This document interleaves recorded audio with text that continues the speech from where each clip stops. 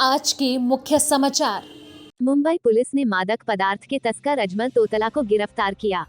कुर्ला में युवती की रेप के बाद हत्या के मामले का खुलासा हुआ। प्रियंका सियासी जमीन को मजबूत करने की कोशिश, भाजपा पर हमलावर। किसान आंदोलन अब भी रोड़ा बना हुआ, सरकार का कैसे छूटेगा पिंड। मुंबई पुलिस ने मादक पदार्थ के तस्कर अजमल तोतला को गिरफ्तार किया है। उसके खिलाफ कई मामले दर्ज है। एक अधिकारी ने रविवार को बताया कि उसे इस महीने की शुरुआत में नशीला पदार्थ मेफेड्रोन जब्त होने के मामले के संबंध में शुक्रवार को यहां सायन इलाके से पकड़ा गया।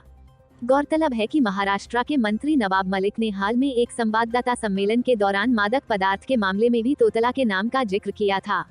साथ ही उन्होंने महिला मादक पदार्थ तस्कर रुबीना नियाजू शेख का भी नाम लिया था।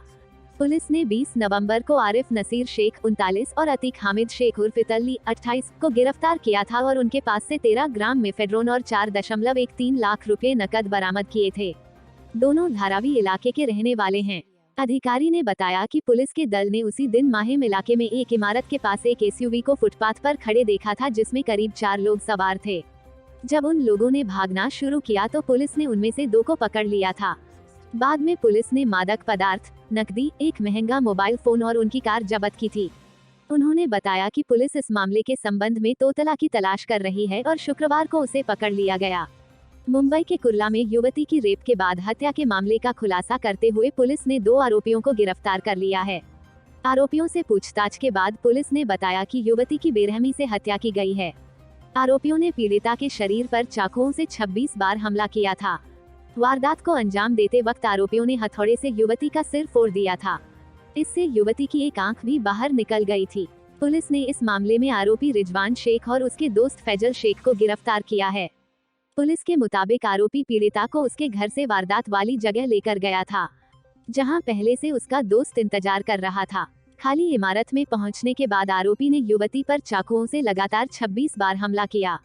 इस दौरान युवती की गर्दन और पेट को निशाना बनाया। आरोपियों ने पूछताछ में बताया कि वह और युवती रिलेशनशिप में थे, लिहाजा युवती शादी के लिए आरोपी पर दबाव बना रही थी।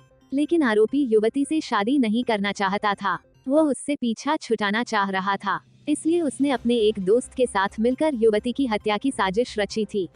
डीसीपी प्रणय अशोक ने बताया कि पुलिस को शव क्षत विक्षत हालत में मिला था। यह हमारे लिए बड़ी चुनौती थी। शव को पोस्टमार्टम के लिए भेजा गया था, जिसमें हत्या से पहले रेप की पुष्टि हुई। बता दें कि 27 नवंबर को मुंबई के कुर्ला में वीवी नगर पुलिस ने एचटीआईएल कॉलोनी में एक खाली इमारत की छत पर युवती का शव मिला था। उत्तर प्रदेश में होने वाले आगामी विधानसभा चुनाव को लेकर अपनी सियासी जमीन को मजबूत करने की कोशिश में जुटी कांग्रेस सत्ताधारी भाजपा पर हमलावर है। महोबा में एक जनसभा को संबोधित करते हुए पार्टी की महासचिव प्रियंका गांधी ने सीएम योगी आदित्यनाथ और पीएम नरेंद्र पर झूठे वादे करने और झूठे विज्ञापन देने का आरोप लगाया।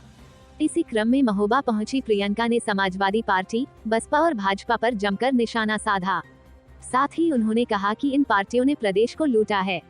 प्रियंका गांधी वारा ने आज महाराजा छत्रसाल स्टेडियम महोबा में प्रतिज्ञा रैली को संबोधित करते हुए कहा कि भाजपा के नेता मंच पर आकर बड़े बड़े झूठे वादे करते हैं। अभी जेवर में उद्घाटन किया और सोशल मीडिया में एक फोटो वायरल हो रही है। जिसने देखा बोले बहुत अच्छा है।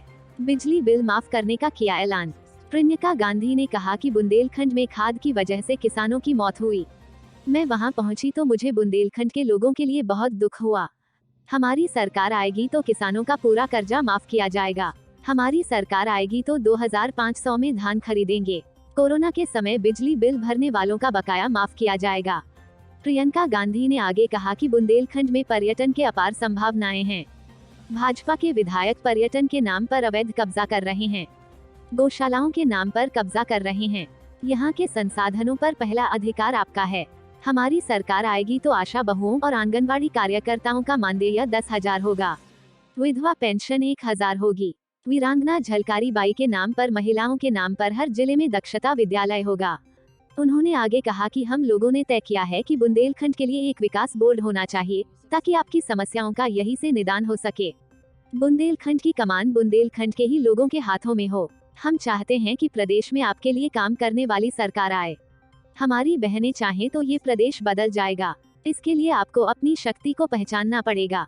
प्रियंका गांधी के बयान पर बीजेपी प्रवक्ता एसएन सिंह ने कहा कि देश के कई राज्यों में कांग्रेस की सरकार है, ऐसे में पहले प्रियंका गांधी वहां अपनी योजनाएं लागू करें।